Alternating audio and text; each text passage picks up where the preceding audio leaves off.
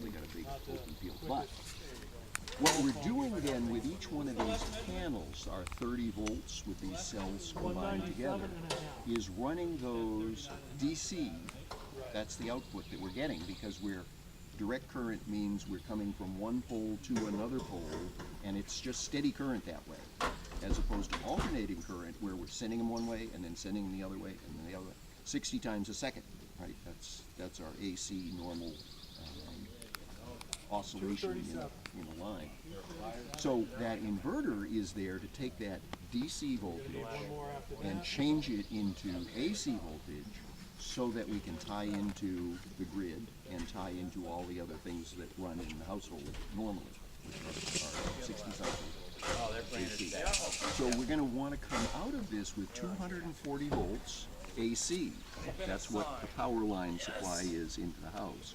So that's what the function of the inverter is.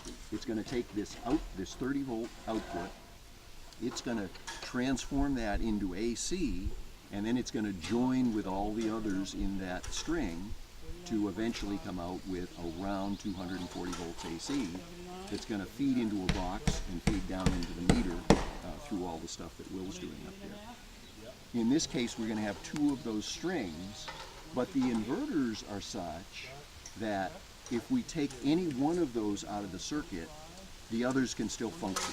The others can still put their voltage into the system, their current into the system, and the system does okay, just minus that particular panel where the inverter's not working well. Now a string inverter doesn't have that little device on it.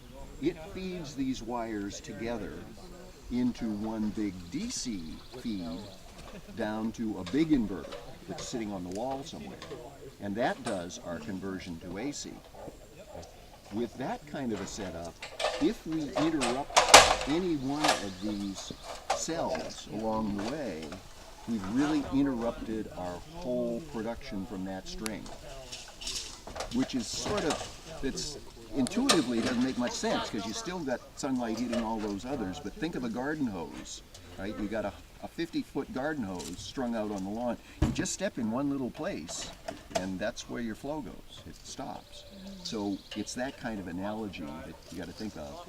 And that's why when we have a setup like this where it's shaded, very good to pay the extra for these microinverters and be able to maintain our output even though we may get parts of the panel that are shaded.